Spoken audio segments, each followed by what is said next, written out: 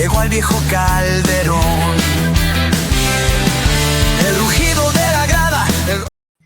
Hola, atléticos, atléticas, ¿qué tal? ¿Cómo estáis? Pues bienvenidos a una nueva charla aquí en el canal. Sabéis que me gusta citarme con referentes del periodismo, referentes de la información, gente que está muy bien informada del Atlético de Madrid y cuya opinión es relevante del club que amamos, del Atlético de Madrid. Hoy me he citado con José Ignacio Fernández de ABC, sabéis, compañero, amigo, y una vez más aquí en el canal. Muchas gracias por atenderme, José. Buenas tardes. Muy buenas, ¿qué tal? Un saludo a todos y muchas gracias a ti por invitarme, Peto, que ya sabes que siempre, aunque no me sobra el tiempo, pero siempre es un placer estar aquí un rato contigo. Claro que sí. Vamos a hablar de la actualidad del Atleti, vamos a hablar de cosas de actualidad, la renovación de Pablo Barrios, el tema de la adquisición del 65% de los derechos de Samu, y también vamos a ponerle nota a la temporada, a ver qué opina José, ¿no? Que a mí siempre me interesa todo esto. Y luego también vamos a hablar de un bloque de mercado que sé que os gusta mucho, y José da informaciones muy interesantes en su último vídeo de Cuti, Baena, Tomás y alguna cosita más. Antes de nada, dale like y suscribiros tanto a mi canal como al de José. Lo pongo en pantalla, lo podéis encontrar, ¿verdad, José? En YouTube, José Ignacio Fernández y Legate. Ahí va subiendo semanalmente la actualidad de Atleti, ¿verdad, José? Sí, lo pongo fácil, es mi nombre, José Ignacio Fernández, y nada, lo que te comentaba también antes de empezar a hablar en público, que bueno, que la verdad que últimamente le dedico menos tiempo del que me gustaría, pero sí que intento por lo menos eso, poder subir un vídeo a la semana. Ahora que por desgracia pues la actualidad deportiva ya está parada, porque ya el Atleti poco tiene en juego, por no decir nada, pero bueno, pues ya empezar con el salseo de mercado, que como dices a la gente le gusta mucho. Y esto, por lo menos intentar mantener a la comunidad de seguidores que tengo, pues que tengan información más o menos al menos una vez a la semana. 9.400 suscriptores, venga, todos los suscriptores aquí de Peto y Punta a suscribirse al de José, a ver si pronto llegamos a los 10.000, que se lo merece y que además es un contenido fantástico. Yo me zampo todos los vídeos, porque además lo bueno que dice José que son pocos vídeos, pero es que a mí me encantan. Es uno por semana, siempre muy interesante. Siempre muchas gracias, Peto, muchas gracias. Sé que tú estás ahí apoyando. Venga, muy bien. Dale like y suscribiros, como os digo. Vamos ya con el vídeo y como digo, vamos a empezar, José, si te parece, por la situación actual. Un equipo que acaba la primera vuelta campeón de invierno, un equipo que en la segunda vuelta un apagón, 23 puntos tan solo, y ya hace varias jornadas que perdió la comba de poder disputar la Liga con Barcelona y Real Madrid. Ahora mismo hay una división importante de la afición, mucha discusión, se imputan responsabilidades, se habla un poco todo, y la realidad es que cada partido a domicilio es peor, porque lo que se nota es una desconexión preocupante del equipo. ¿Cómo estás viviendo este momento deportivo de Atlético de Madrid? Bueno, pues la verdad es que ha sido decepcionante esta segunda vuelta, sobre todo también unido a la mucha ilusión y las muchas expectativas que se habían generado a la mitad del campeonato. Porque venía yo comentando estos malos resultados de la segunda vuelta, que de hecho yo en su momento hice una clasificación de la segunda vuelta en la que se veía que el Atlético de Madrid en ese momento era décimo, undécimo, empatado con el Español y con el Rayo Vallecano, por detrás de equipos como el Valencia o el Getafe, que han hecho una gran segunda vuelta, pero claro, verte por detrás en puntuación del Valencia o el Getafe o empatado con el Rayo del Español, pues es síntoma de que no se está haciendo bien. Y el otro día veía el dato de Pedro Martín, que lo desconocía, pero que el Atleti se ha convertido en el primer equipo de la historia de la Liga que después de proclamarse campeón de invierno pierde la Liga faltando 4 jornadas. Entonces es bastante doloroso porque el dato que yo sí manejaba y lo conté a modo de optimismo cuando terminó la primera vuelta es que en los últimos 20 años 16 de los 20 campeones de invierno, 16 de 20 habían terminado ganando la Liga. Es decir, una mayoría bastante grande. Lo cual pues invitaba al optimismo después de que el Atleti ganara en Barcelona después de casi 20 años. Se ganó Osasuna, consiguió ese título honorífico de campeón de invierno y al final ver no solo que no te llevas la Liga, sino que al final no la compites, que realmente desde que se perdió en casa con el Barça, que quedaban 10 jornadas, pues ya ese día de manera virtual, pues bastante, claro, bastante oficiosa, bastante real, decías adiós a la Liga, pues es triste. Entonces ha sido hasta febrero o primeros de marzo un campeonato muy ilusionante en todos los ámbitos, también en Copa y también en Champions, pero al final la decepción de ver cómo el equipo se ha caído y se ha caído pues de manera vertiginosa y de manera muy dura. José, es verdad que el calendario ha sido tremendo, una eliminatoria de Champions contra el Real Madrid, una eliminatoria de Copa del Rey contra el Barcelona, todo junto en el calendario, partidos de Liga importantísimos contra el Barcelona y contra otros rivales en Liga donde te lo jugabas todo. También es verdad escándalos arbitrales, como el de Julián Álvarez en el penalti de Julián, ¿no? que está claro lo que ocurrió. Sí. Pero lo que sí que es verdad es que aparte de todos esos condicionantes, quizás se priorizó mal el orden de competiciones, José, porque yendo tan bien en Liga, ¿no? Es lo que acabas de decir, el dato que acabas de dar es revelador. O sea, hemos acabado muy mal para cómo íbamos, ¿no? A final de la primera vuelta. A ver, al final, como se suele decir, a toro pasado es fácil hacer composiciones y decir que quizás se podía haber apostado por una competición más que por otra. Es verdad que yo tengo colegas del ámbito del Atleti que dicen esto, que quizás se pusieron demasiadas castañas en la Champions, pero ¿cómo no lo vas a poner si se había hecho una primera fase muy buena y está enfrente del Real Madrid? ¿Qué vas a no intentar competir la Champions? Y luego la Copa del Rey, a mí particularmente es una competición que siempre me ha encantado, se ha vuelto a llegar a semifinales, el Atleti por desgracia lleva ya 12 años sin una final, que es el récord histórico del Atleti sin llegar a una final desde los años 60, porque los primeros años de Copa del Rey sí que le costó esa competición al Atleti, pero desde los 60 que ganó sus 2 primeros títulos de Copa, nunca había estado tantos años sin llegar a una final. Y a mí particularmente me da también pena, porque también he escuchado a muchos aficionados del Atlético de Madrid decir que al Atleti no se le pueden exigir títulos. Y vale, es verdad, no se le puede exigir títulos, pero sí hay que exigirle competirlos. Y dentro de competirlos, la Copa, que a priori es una competición más asequible que la Liga, pues el no haber llegado a ninguna final en 12 años, pues me parece que es demasiado tiempo también y que es algo que duele. Entonces, a toro pasado, pues sí, pues quizás se tenía que haber apostado más por la Liga, por lo que estamos comentando, porque incluso por probabilidades estadísticas, el Atleti como mínimo, lo lógico habría sido que hubiera llegado a esas alturas compitiéndola, que hubiera tenido opciones de ganarla. Pero, pues es verdad que se puso en la cresta de la ola en las 3 competiciones y yo creo que en este momento era difícil renunciar a ninguna. Y creo que al final son los propios jugadores más los que eligen, porque por ejemplo la derrota que hubo en el Coliseum, yo creo que no fue porque Simeone sacara un equipo con más suplentes, sino que a los propios jugadores se les vio que tenían la cabeza en la Champions y al final tiras un partido importantísimo que si se hubiera ganado en el Coliseum, que también si no me equivoco... Eras líder. Claro, y era, si no me equivoco, la primera derrota con el Getafe en la historia de Simeone, que también fue una derrota totalmente inesperada. Y esos 3 puntos, efectivamente en este momento te metían líder, habrían hecho que aunque hubieras perdido el partido contra el Barça, que también te remontan en los últimos 20 minutos un 2-0, que también es rarísimo, pero habrían hecho que pese a esta derrota todavía siguieras en la pomada de la Liga. Y al final esto yo creo que es más psicológico de la cabeza del jugador que está pensando la Champions.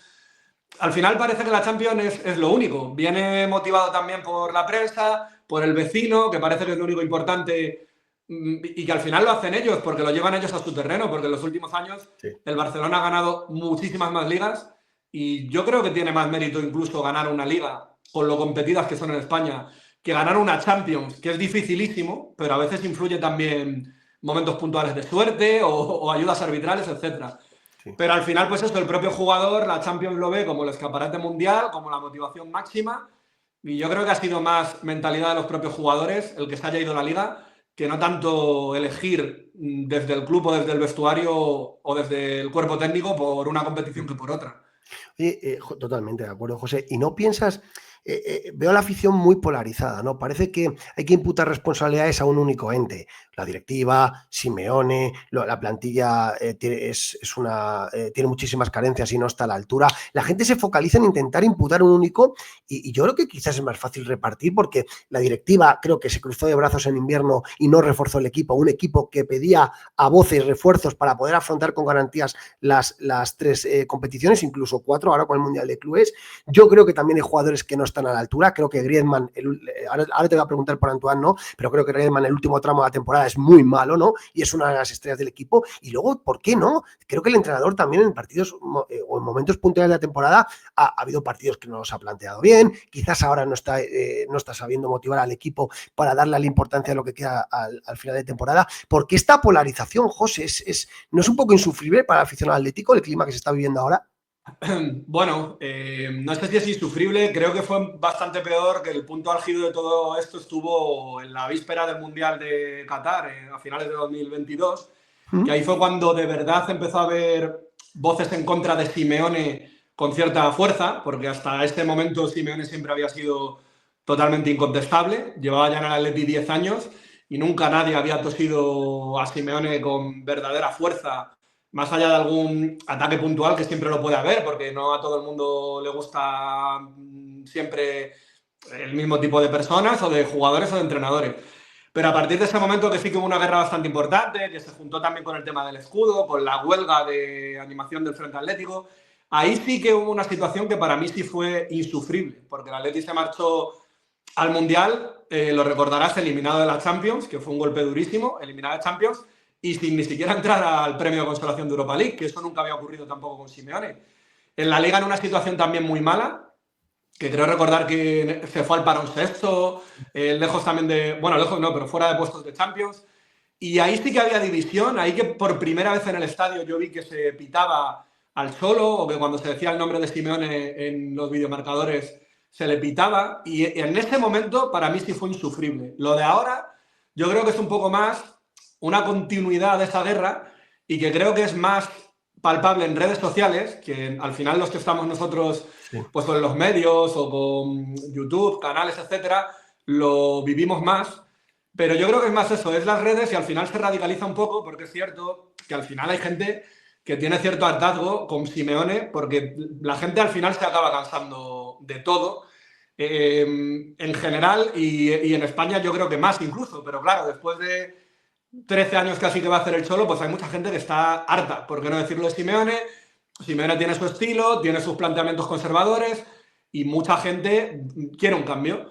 Pero es verdad que lo que pueda venir ante este cambio, nunca se sabe dónde Sí. puedes ir a parar, porque la regularidad a un nivel altísimo que ha dado el Cholo, hay gente que piensa que el Atleti no va a caer ya de ese caballo, de no, el Atleti con el estatus que tiene, el presupuesto, es imposible que un día no juegue la Champions. Pero no, no es imposible. El Valencia en su día tuvo varios años seguidos siendo el tercero de España, jugando Champions. El Sevilla hasta hace 4 días también ha estado 3 años seguidos en Champions. No estamos hablando de 12 ni de 13.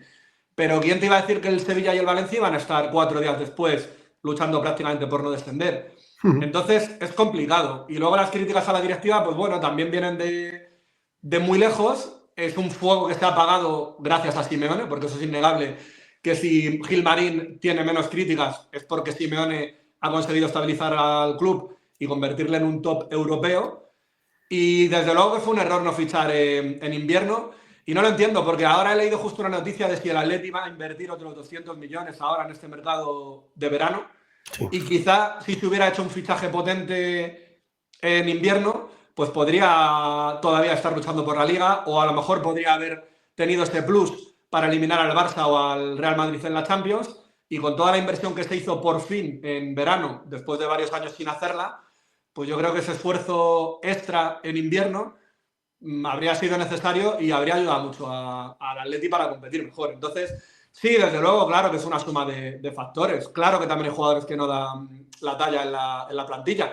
Pero bueno, ya sabes que al final la gente es visceral, y quiere señalar, y sobre todo yo lo que más enconado veo es esa lucha entre cholistas y anticholistas, porque lo de la directiva está más apagado precisamente gracias al Cholo. Entonces ahora pues el Cholo es el que se lleva todo el foco, tanto para lo bueno como para lo malo. Estoy de acuerdo, José, estoy de acuerdo, José. Al hilo de todo lo que has puesto encima de la mesa, de la situación de la temporada y demás, José, y ya Liga, Copa y Champions terminada, te pregunto claramente, ¿qué nota le das a la temporada? Y si te preocupa esta dinámica que ha entrado al equipo, un poco de apagón, de desconexión, hasta que a mediados de junio empiece el Mundial de Clubes. Es decir, ¿te preocupa la llegada o la dinámica del equipo de cara a ese Mundial de Clubes y la nota de la temporada?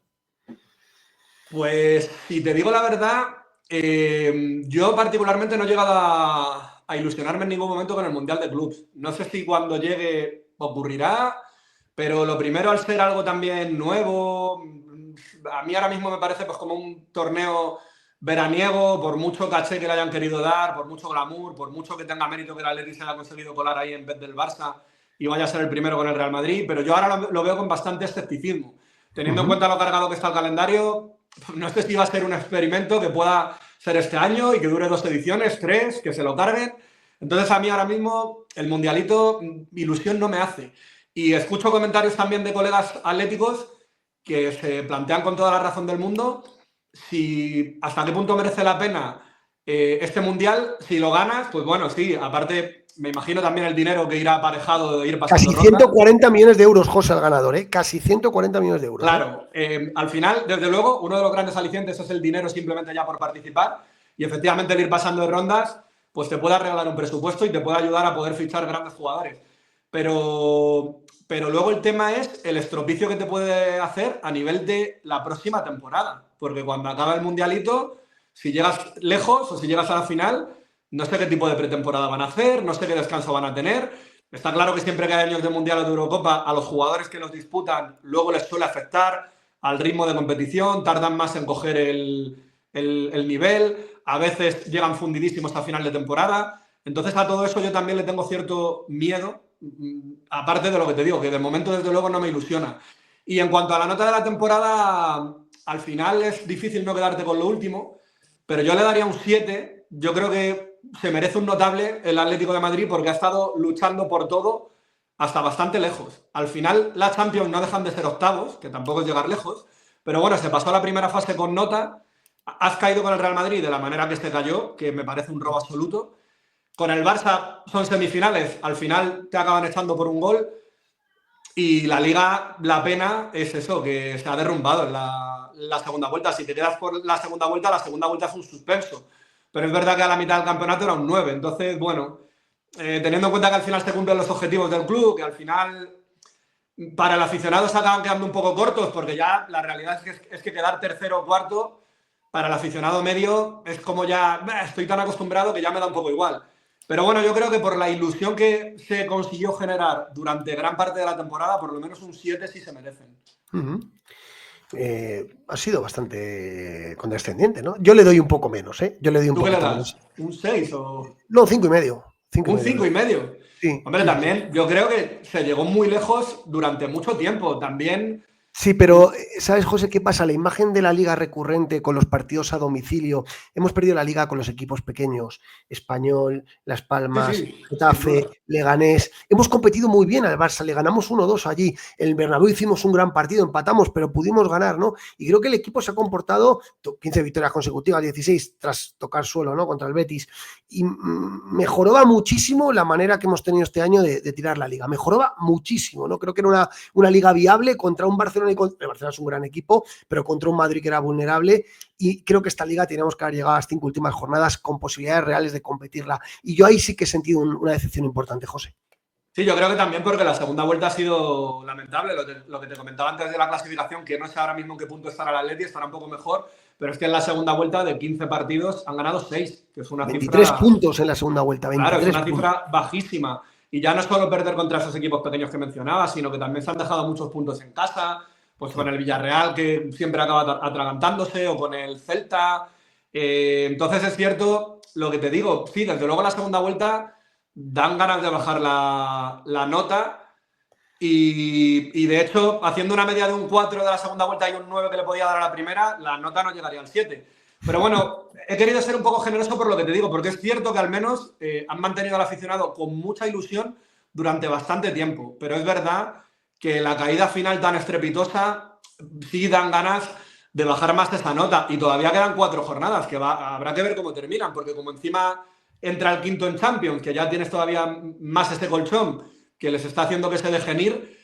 Pero bueno, ya te digo, sí, sé que estoy generoso, pero bueno, les voy a dar el 7 y ojalá que la temporada que viene lo puedan mejorar. Muy bien, muy bien. José, una de las imágenes, uno de los espejos o reflejos de la temporada ha sido Antoine Griezmann, que tuvo una primera vuelta importante, con bastantes goles, con asistencias. Sin embargo, en la segunda vuelta el francés se ha caído de manera estrepitosa, ¿no? Hasta el punto de que ha perdido la titularidad.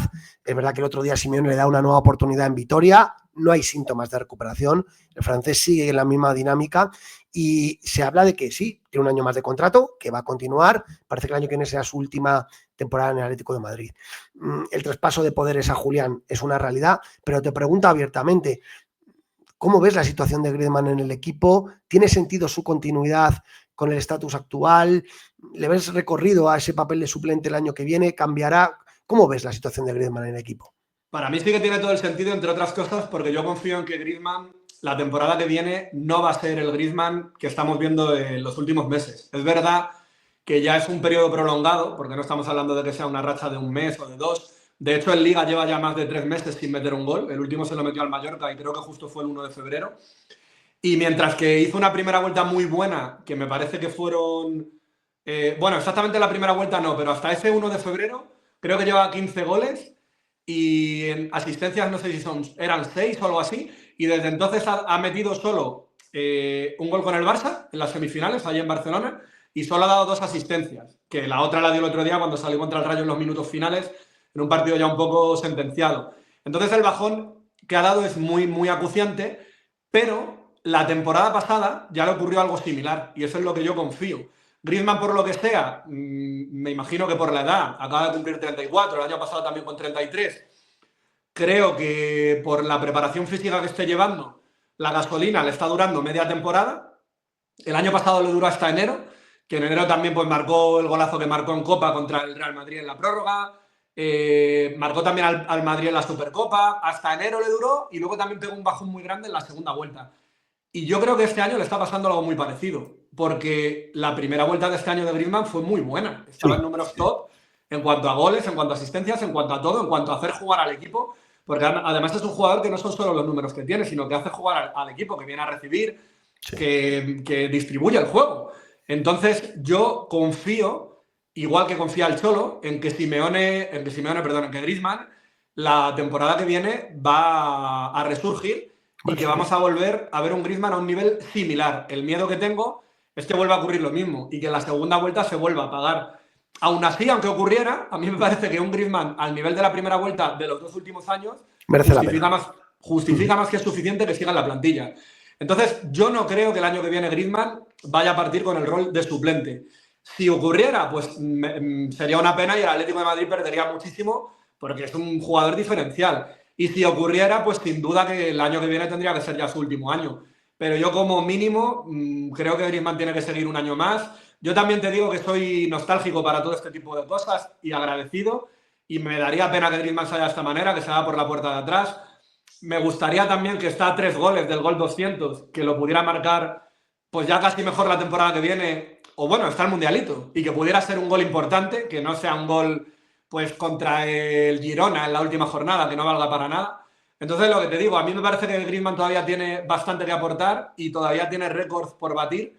Entonces, yo estoy contento de que continúe y ojalá que el año que viene pueda dar un nivel mejor que el de este año y pueda seguir incluso otra temporada más, que ahora puede sonar a algunos les puede parecer imposible, pero joder, Benzema hasta hace 4 días está en el Real Madrid con más años que Griezmann rindiendo bien.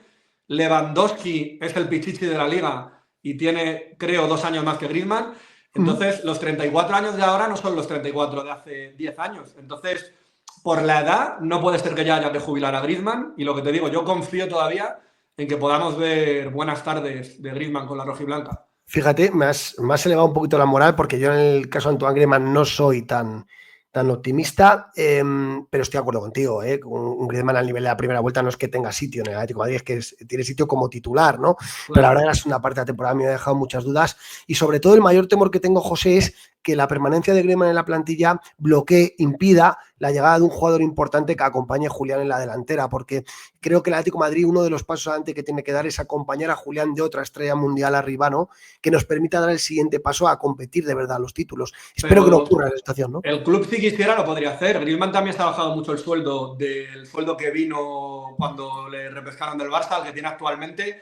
Y el tema es que el club quiere hacer ese desembolso. Al final el Atlético de Madrid lo que está haciendo es crecer cada año en presupuesto, en jugar deuda también porque tenía deuda, pero si quieres de verdad invertir y crecer, pues lo tienes que hacer. Y como te digo, la noticia que he leído hoy, que realmente no sé dónde la he visto y tampoco sé la credibilidad que tendrá, pero si el Atleti hace una inversión similar a la de este año, claro que se puede fichar otro jugador a la altura de Julián para acompañarle. Lo que es cierto también es que serían muchos gallos en el corral. Bueno, yo decía el otro día en mi último vídeo que quizá habría que vender a Sorloth si se pudiera fichar un Gyökeres, que sería ya soñar, claro. pero ¿por qué no? El club, si quisiera, lo podría hacer. Dinero hay. Acabamos de hablar del Mundial. Si se llega algo lejos, ahí vas a tener dinero para invertirlo. Otra cosa es que al final pues quieras seguir haciendo hucha y eso, ir reduciendo deuda, pero no invertir de verdad en lo deportivo, intentar dar ese salto para de verdad competirle al Real Madrid y al Barcelona. Entonces, yo no creo que dependa de que se desprendan de Griezmann para intentar fichar ese jugador con el que se pueda dar el salto. Claro que sí, claro que sí. Oye, otra noticia del día, esta sí que es importante, ¿no? Hoy Mateo Moreto comentaba lo que veníamos contando ya varios medios desde hace meses, ¿no? Pablo Barrios renueva con el Atlético de Madrid, acuerdo cerrado hasta 2030, ¿no? Yo creo que el canterano, que ha tenido momentos irregulares en la temporada, combinando luces y sombras, pero sí que es verdad que ya es una realidad, titular indiscutible, con partidos muy buenos y sobre todo una de las piedras sobre las que tiene que crecer el proyecto, ¿no? ¿Cómo valoras esta renovación que le eleva los emolumentos? Pablo Barrios ya se le va a valorar como un jugador importante, ¿no? A nivel de... Va a pasar a ganar unos 3 millones de euros. Y con contrato hasta 2030. Esto asegura su continuidad sobre un pilar de futuro, que ya es presente también, ¿verdad, José? Sí, sin duda. La verdad que esta temporada ha sido la de la consagración de Pablo Barrios, que fue precisamente una aparición, pues justo cuando comentábamos, creo recordar, la aparición de Pablo Barrios, hablo ahora de memoria, fue justo en esta temporada 22-23. La aparición de Pablo Barrios fue hace 3 temporadas. Sí, Esta, ¿no? La anterior. Claro, a mitad. Pues, sí, pues justo aparece entonces cuando el Atleti está en una situación bastante delicada y al chico ya desde el primer momento se le vio con personalidad, se le vio con carácter, que pedía la bola, que intentaba hacer cosas diferentes, que llegaba arriba. Es cierto que en este año también de su consagración pues ha tenido, como dices, sombras, sobre todo esas 2 expulsiones consecutivas, porque a veces arriesga además en el centro del campo y luego sobre todo no ha sido capaz de medir algunas entradas. Pero en cualquier caso yo pienso que todo esto también es un poco pecado de juventud. A Saúl, por ejemplo, cuando empezó en el Atleti, pues también le ocurrieron cosas similares y luego se acaban calmando un poco más y creo que Pablo es un chico con muchísimo futuro en el Atlético de Madrid, un canterano que ojalá que pueda recoger el testigo de Coque, aunque sí, no es el mismo perfil de futbolista, pero sí que pueda ayudar a poner esa sangre rojiblanca que también hace mucha falta en el centro del campo, porque al final lo que habla Simeone muchas veces del sentido de pertenencia es muy importante. Al final, si traes muchos de Paul, por mucho que de Paul este año también haya hecho una buena temporada, pero no van a sentir el escudo como lo siente un chico de la casa, y tener jugadores así para poner los cimientos es muy importante. Y es un jugador muy joven que tiene mucho margen de mejora, con lo cual para mí es una gran noticia que le hayan renovado y que ojalá pueda seguir muchos años en el Atleti y batir muchos récords. Y ojalá a esta noticia de la renovación, ¿no? Porque yo creo que esta ha sido una temporada de consolidación. Falta refrendando el año que viene con todavía más importancia en el equipo, que se haga más relevante. Pero yo creo que a Pablo Barrios lo que necesita es el fichaje de un 5 en el equipo que le permita adelantar sus posiciones. Se vio en el gol que marcó el día del Sevilla, ¿no? Cómo rompe líneas y llegando a área, pues puede tener gol este chaval, ¿no? Y probablemente está pagando el peaje, ¿verdad, José? De que el club no ficha un 5 que le permita liberarle en tareas ofensivas, ¿verdad? Sí, sin duda. De hecho, esto lo han dicho desde el propio club, que realmente no es su posición. A ver, es jovencísimo, igual se puede adaptar.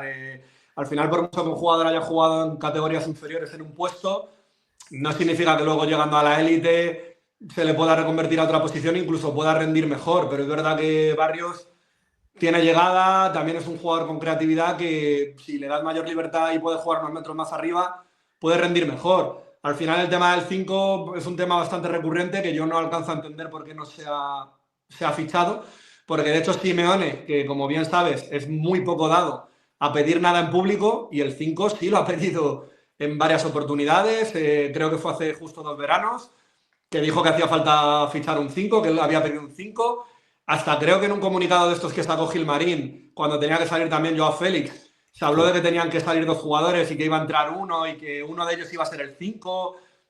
Es que no he visto más petición pública y proclamación pública de que se iba a fichar un mediocentro sin que al final se haya hecho.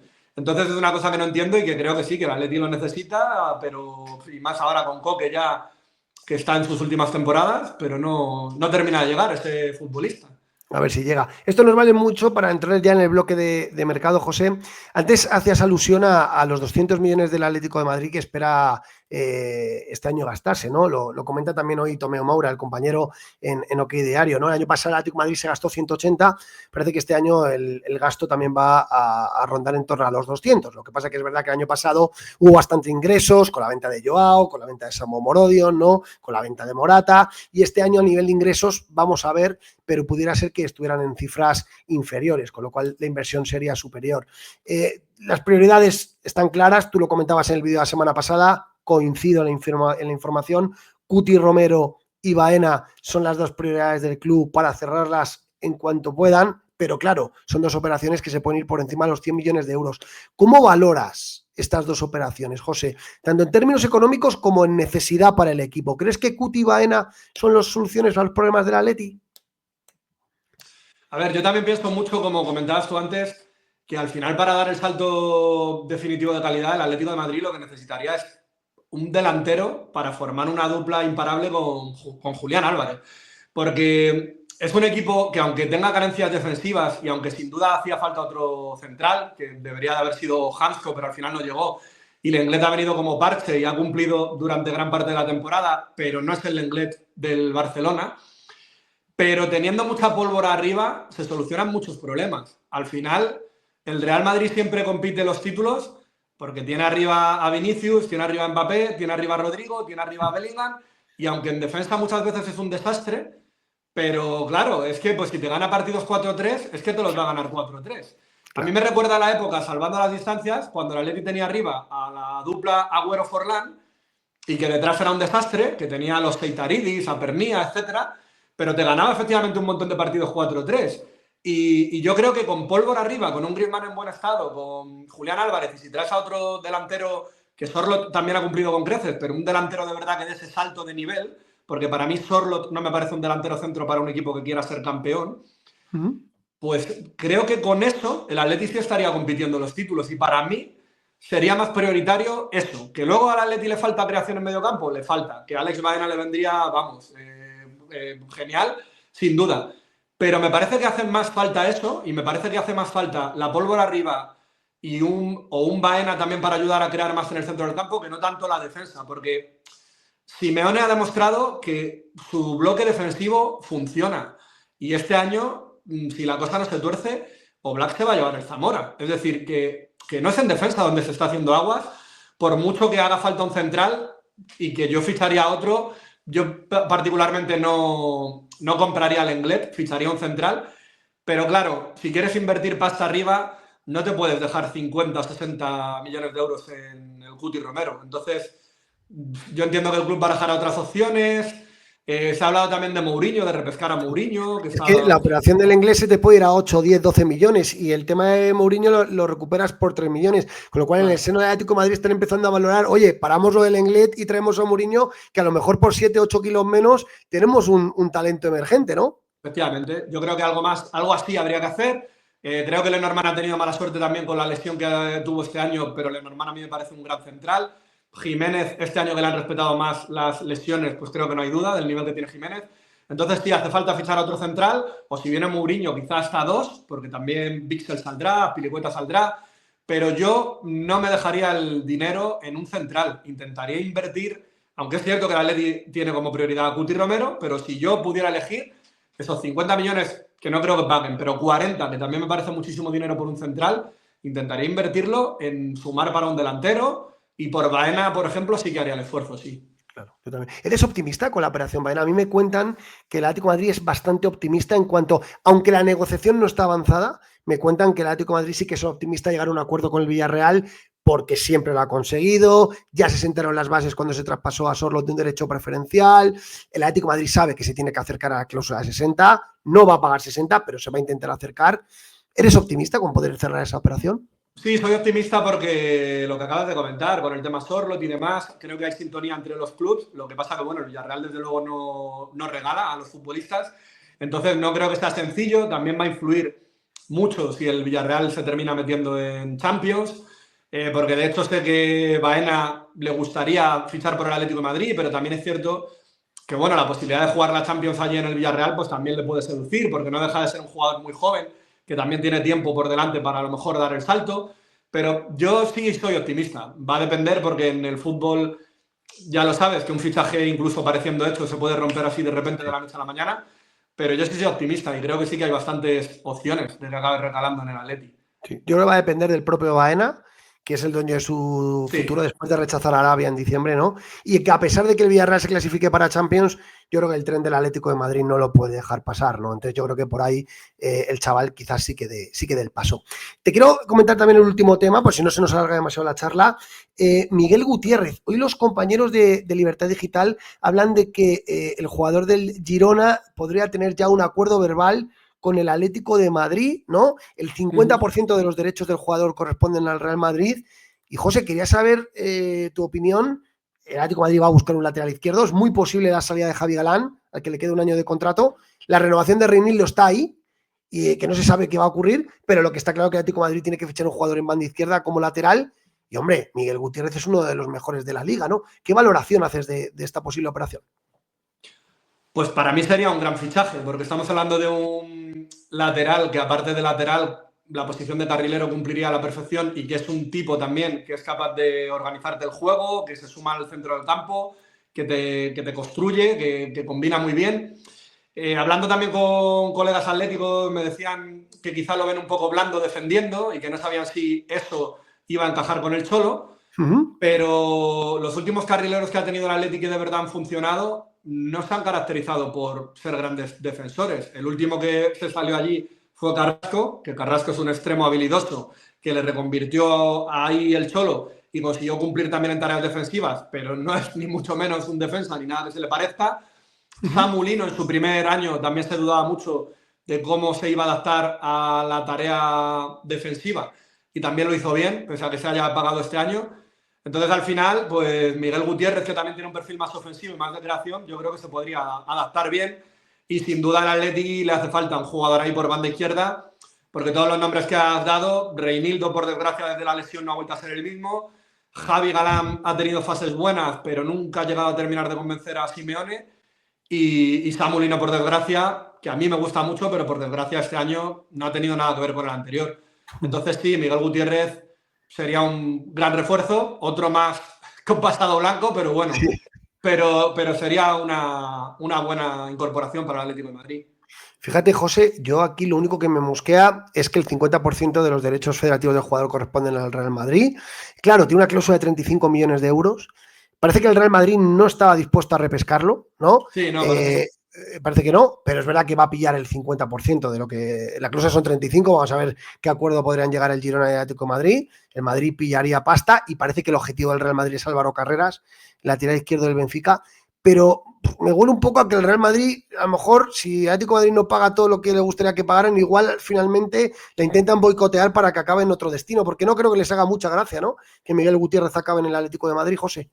bueno, supongo que no les hará gracia, ¿no? Pero me imagino que ellos también en ese sentido están acostumbrados, porque en los últimos años están siendo ya muchos los casos. Marcos Llorente pues triunfando aquí en el Atlético de Madrid, Morata también recientemente, Reguilón, que no fue precisamente triunfar lo que hizo en el Atleti, pero también estuvo aquí y era el lateral izquierdo hace bien poco, Mario Hermoso, son muchos jugadores de la cantera del Real Madrid que han estado en el Atleti muy recientemente. Entonces, que no les haga gracia, sin duda. De hecho, Florentino Pérez, como sabes, él sí ve al Atlético de Madrid, siempre lo ha visto, no solo ahora, pero siempre lo ha visto Como un como un rival. rival muy directo y este tipo de cosas no le agradan. Pero también es cierto que si no ven otra oferta mejor y que al final, pues como decías antes con Baena, si al final el jugador sí quisiera vestir de rojiblanco, pues el Real Madrid, si termina cogiendo el dinero, tampoco creo que vaya a boicotear la operación, más allá de lo que decimos, que gracia no les hará, porque si al final Miguel Gutiérrez, que también es joven y tiene mucha proyección, acaba saliéndose de rojiblanco, pues esto tampoco agrada. Sí, sí. A mí me parece un fichaje muy interesante el de Miguel Gutiérrez, me parece que es un jugador con proyección. Creo que el Atlético de Madrid tiene que apostar por jugadores jóvenes y con ese picante, ¿no? De que con pasado madridista, si viene aquí y la rompe, pues se convertirá en un ídolo muy pronto, ¿no?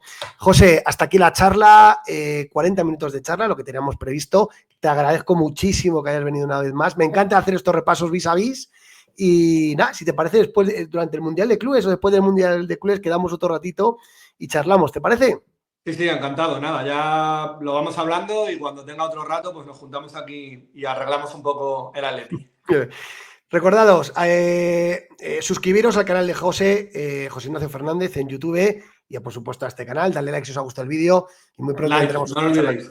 Eso es. Gracias, José. Un abrazo grande. Venga, gracias a ti. Un abrazo. Chao. Hasta luego, Chao. Pedro.